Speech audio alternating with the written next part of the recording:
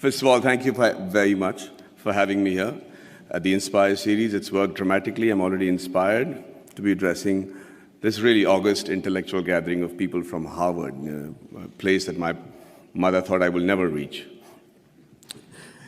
But you know what? A lot of people have spoken before me and eloquently and described their dreams for India and given figures and facts that either are skeptical and, like Mr. Wilbur says, aspirational. But I'm just an actor. And I'm going to just give you my dream shamelessly, because that's the thing that I can do best. And by that I mean, when we talk of dreams, we have one of our greatest scientists and philanthropists, Dr. Abdul Kalam, and he said something which is very interesting. He said, dreams are not what you have when you sleep. The true dreams are the ones that don't let you sleep. He said that when you have that dream once, it's a dream. When you have it twice, it becomes a desire. And when you see it for the third time consecutively, it becomes a passion, an aim, and a goal. And that is the passion with which I want to see this fantasy that I have for India 2030. And Abraham Lincoln also was a dreamer. And, but he said one thing that makes most sense in trying to achieve this goal that I have dreamt for my nation. He said, if I have 6 hours to cut down a tree, then I will spend the first 4 hours sharpening the axe. There's a great philosophy in that. In this era of instant gratification, we just keep thinking we can achieve all these goals by just tweaking this, tweaking that. It's not true. I really believe that, that a missionary zeal is required to make that quantum change. That can make 2030 what I'm dreaming about right now. And just let's look at India as a country. What a unique nation, seriously.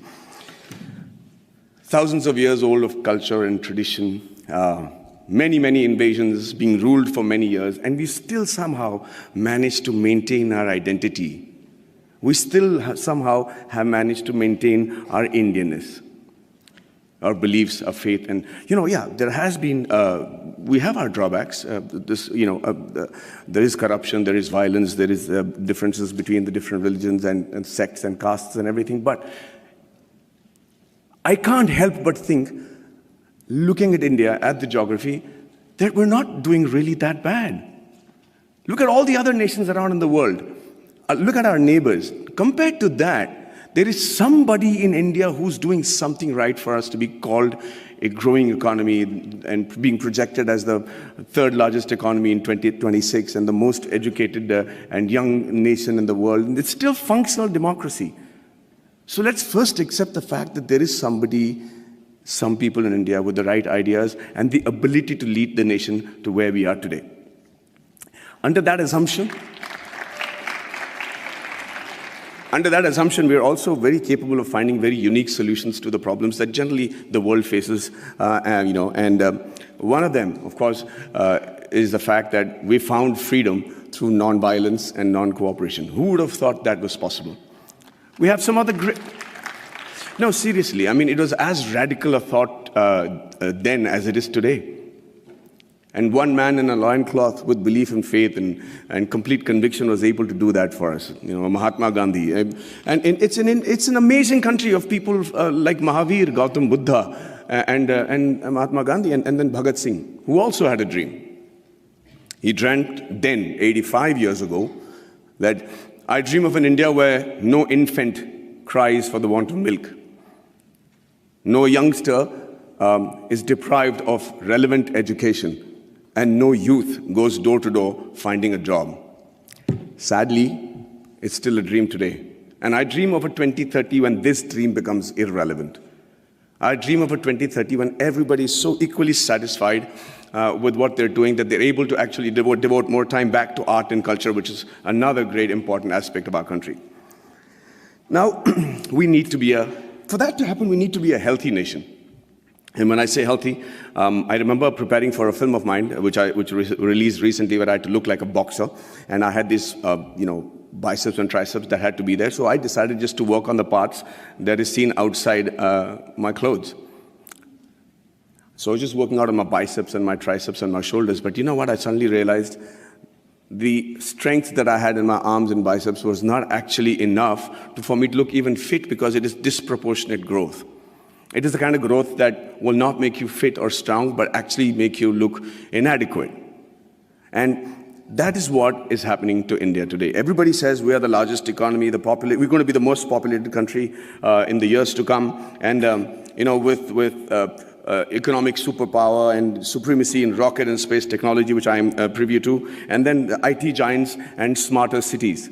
But ladies and gentlemen, I really believe that more than smarter cities, we require smart villages. And this is going to be primarily what I talk about today. A nation is only as strong as its weakest link, and rural India is our weakest link. See, it's important that that growth and progress goes hand in hand with the villages also getting onto the same train towards economic freedom, superpowerdom, all the terms that have been coined for a successful country. But that is not happening. The reason being, we're beginning to ignore them.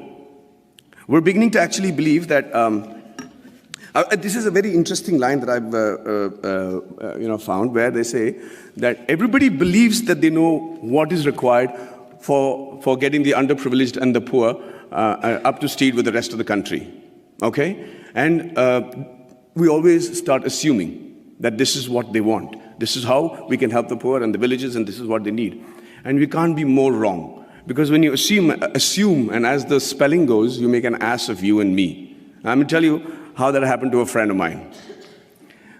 His name was, he's a very profound doctor, a gastroenterologist, and he got a call from his patient, Mr. Abdul, who said, Dr. Saab, my wife is really, really ill, and she's got a big stomach ache, and she can't sit, and she can't sleep, and she's in big pain. Can I come and visit you? And he said, yeah, by all means. And like all patients today, he has done his research, he's gone into the internet, and he said, usko ye ho sakta hai, wo ho sakta hai. And the doctor said, don't worry, let me handle it.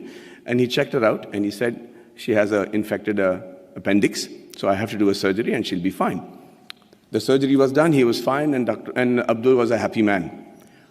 1 year later, he calls back the doctor and says, sir, my wife has got a stomachache, please do the appendix operation, she'll be fine.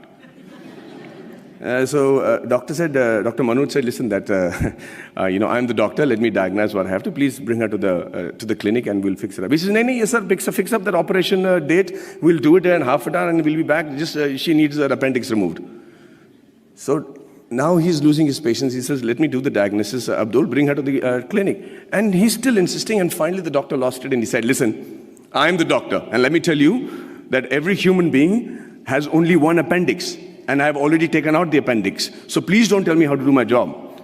Abdul waited very patiently for the doctor to finish with his assumptions, and then he shot back very meekly. He said, sir, I agree with you. Every human being can have one appendix, but a man can have two wives, right? So when we start assuming what the rural India needs, we do what I think is most dangerous. In my vast experiences of shooting in really rural Indias, and villages and small kugramams, like they call it in Tamil, really small places, I realized, shockingly, that the biggest financial burden for a person of this particular village, would you all be able to guess what his biggest financial burden is? 5 minutes? Hey, so I'm going to speak for 20 today. I'm going to reduce the number of questions. I'm prepared. Is that okay? Okay, so can you all tell me, anybody, quick answers, anybody know which is the biggest financial burden for a man in one of these small villages? Sorry? Theft.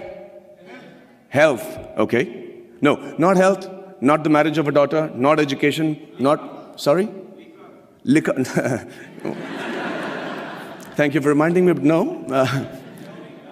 Say that again? Dowry, no. No. No. No. Oh, let me put you out of your misery. No, I'm saying, what does he need financial assistance for? The answer is the untimely death of a relative, of a senior in their family.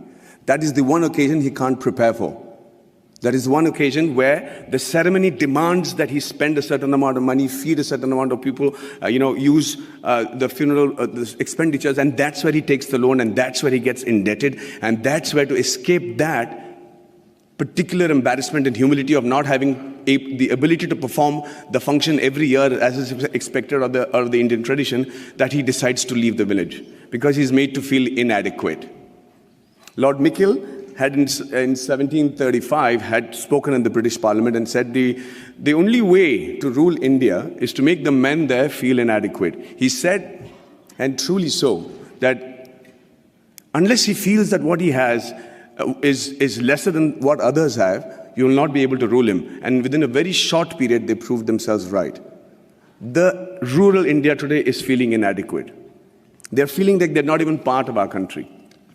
And what happens with that is they start then looking at opportunities in villages and saying better education, better health, better lifestyle, and no humility for not having performed the funeral properly.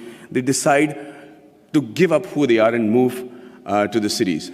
And who they are is what is more important for us to understand.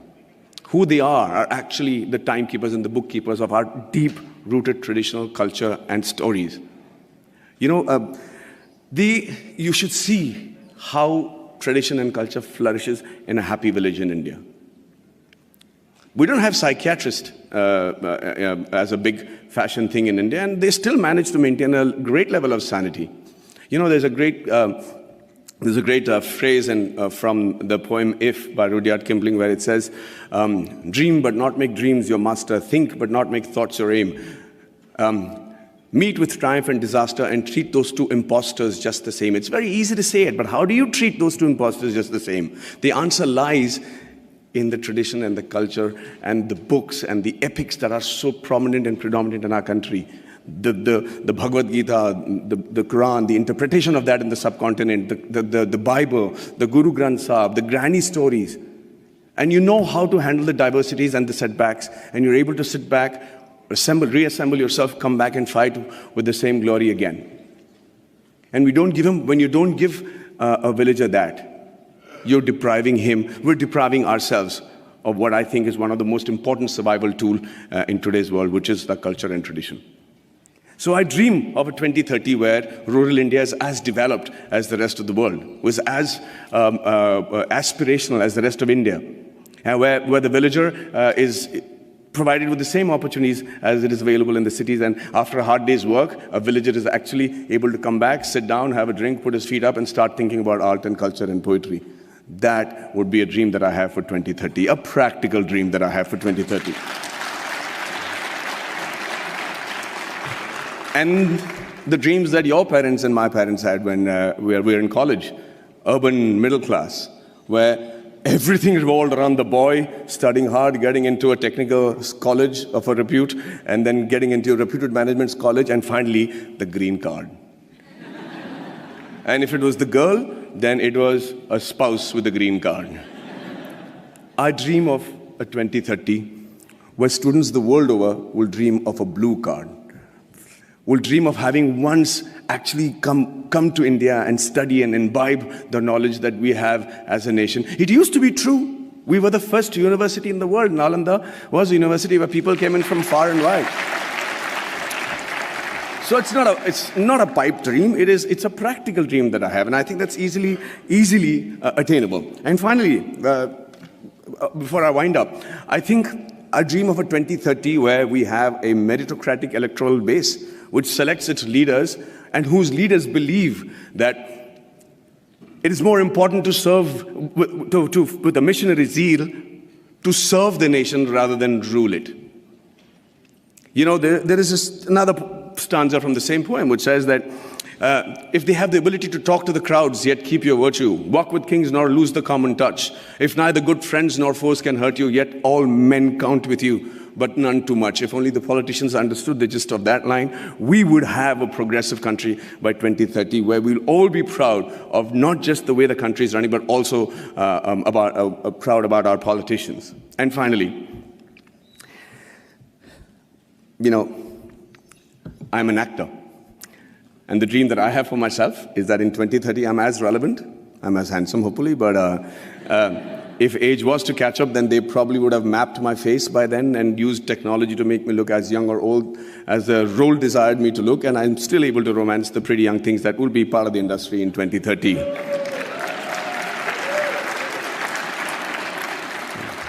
Well, I see that's got many guys going. Yeah.